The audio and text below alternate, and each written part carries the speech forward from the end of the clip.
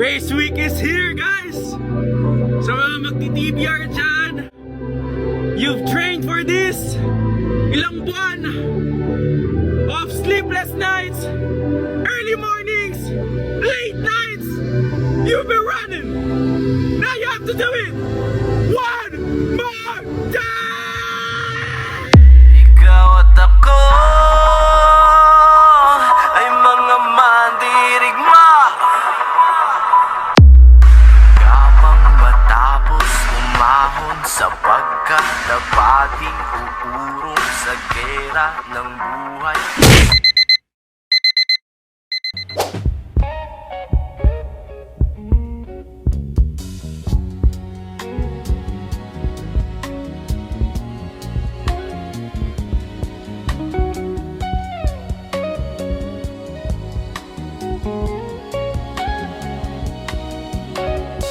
So many fashions, so many races, different voices, different choices. Sa last vlog ko mapapanood nyo ang aking journey sa aking pagbabawas ng timbang. At sa buong 2 months na yon, nakafocus ang training ko kung paano ako bumilis or mag-improve sa running. Para nga sa araw na to, ang triathlon event. Sumali ako dito dahil may gusto akong patunayan sa aking sarili. Dugo, pawis at oras ang binuhos ko para dito. Dahil gusto kong manalo. Kaya para sa akin, mahalaga ang araw na to.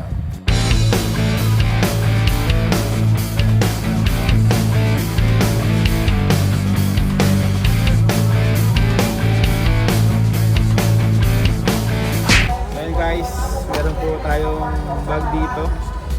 Galing po sa Talisay Triathlon.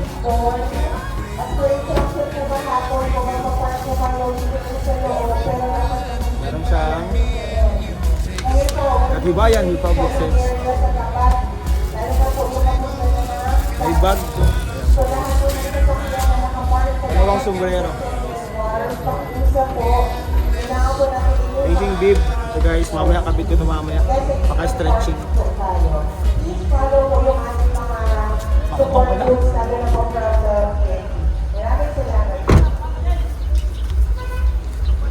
And then may mga stickers po mga kalingap. Ayan, stickers.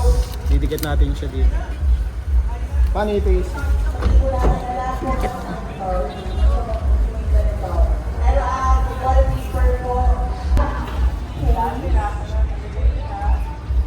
Ayan mga isi. Writer yan. First tattoo by Ma'am Ems.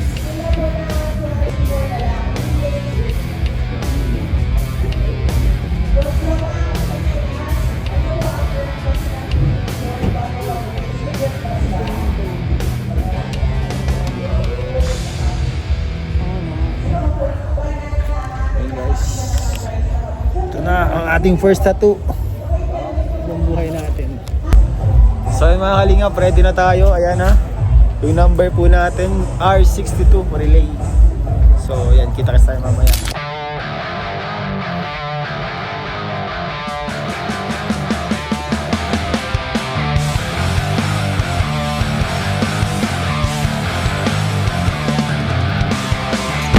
Ang sinilihan ko pala mga kalingap ay triathlon relay team.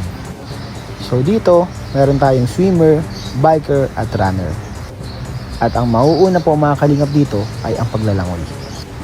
So ang swimmer natin ay kailangan lumangoy ng 1.5 kilometers sa dagat. At syempre confident tayo sa ating swimmer dahil kasama sa national team ang ating swimmer. Pero syempre hindi siya dapat makampante dahil maraming mga elite swimmers ang kasali dito galing sa iba't ibang lugar dito sa buong Pilipinas. At karamihan din sa kanila ay kasama sa iba't ibang national team.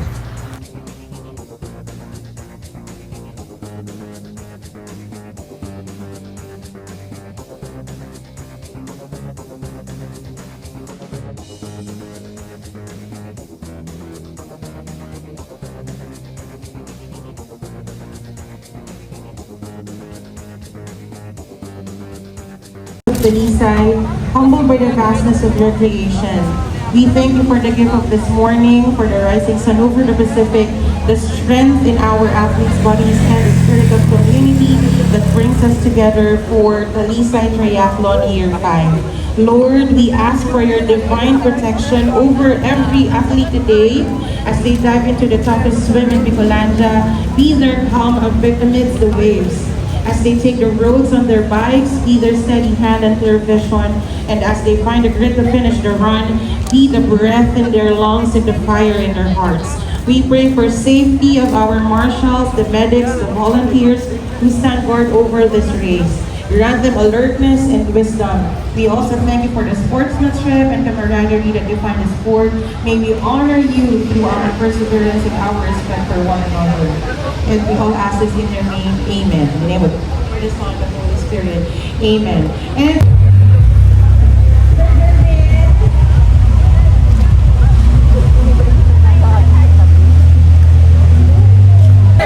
bibigyan ka namin ng kanya ng special premyo. 8 years old na po si Rex, yes. 7, wait lang tayo. Wait lang, take two. 4, 3, 2, 1!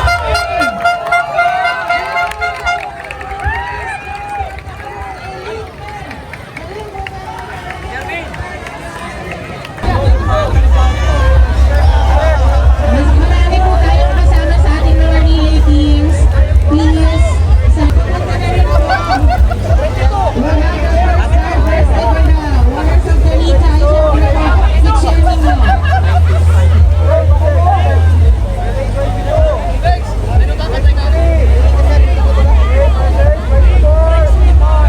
After our relay method, we're ready for our ating relay women.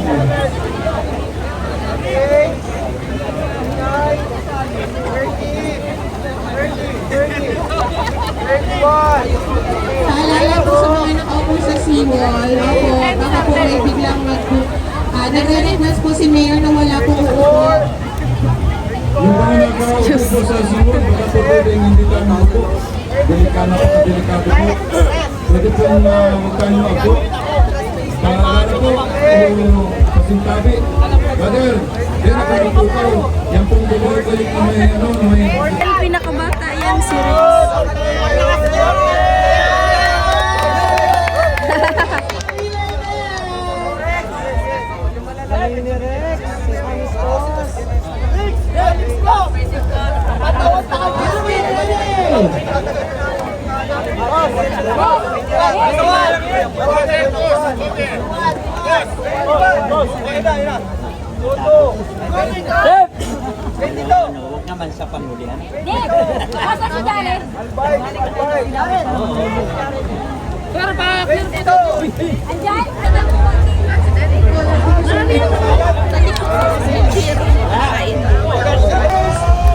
Siyempre, i-cheer naman natin ang ating relay men. Let's go!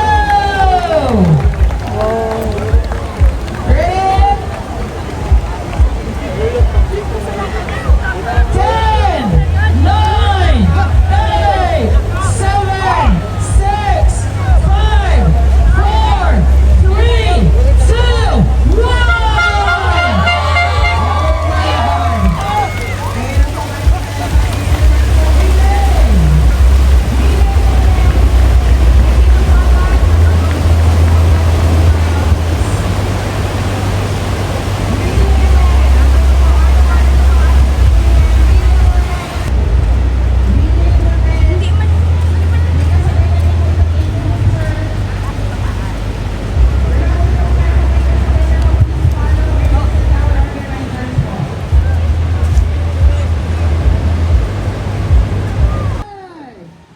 Opo, saan po? Yung una.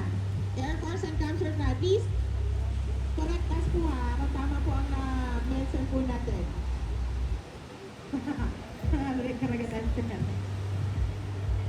We're preparing our relay women. Sa swimming, nakuha ni Giro ang second spot sa mga unang natapos sa 1.5 km swim. At ngayon ay ipapasa niya na ito sa aming biker.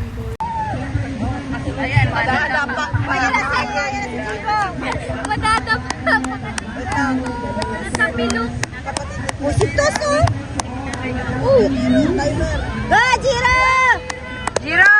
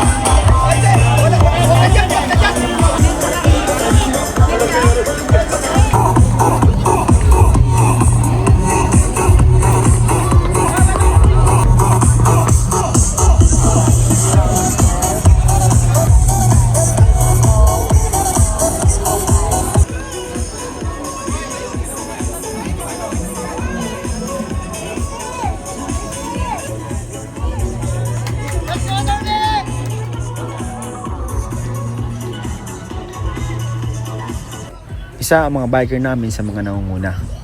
At sobrang bilib din ako sa batang to dahil may mga kalaban siyang pro bikers. At dito nga ay inaabangan ko na siya. At syempre, kinakabahan na rin ako.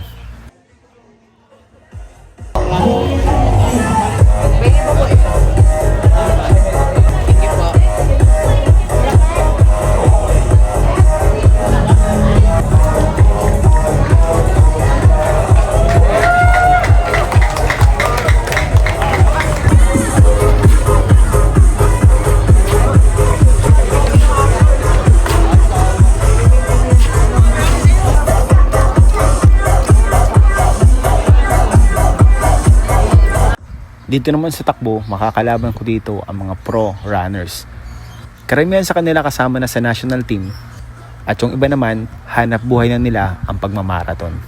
At sa pagtabi ko sa kanila, nare-realize ko talaga na ang taba ko pa. At eto na nga, andito na yung biker namin na si Bradley. At sobrang galing niya dahil na-maintain niya ang second spot sa mga nangunguna. Kaya ako na naman, gagawin ko ang best ko para manalo kami.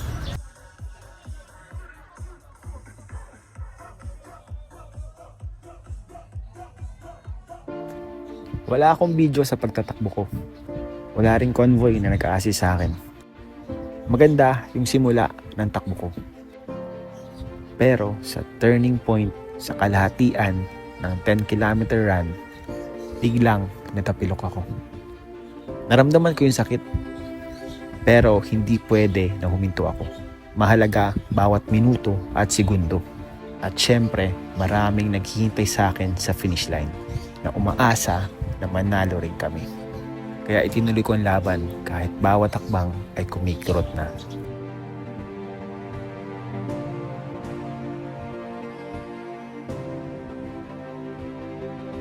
Isa ako sa mga nangunguna nung simula.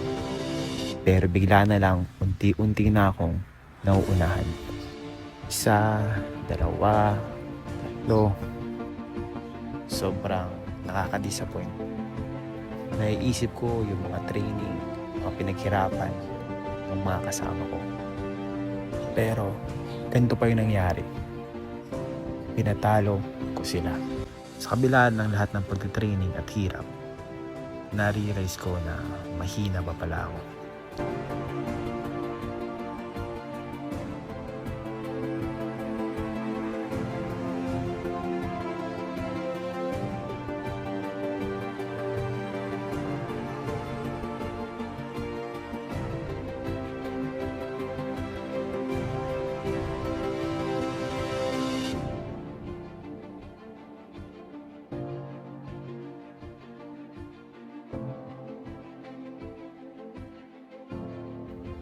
Sa pagdating ko sa finish line, nakuha namin ang 9th place. Hindi kami nanalo.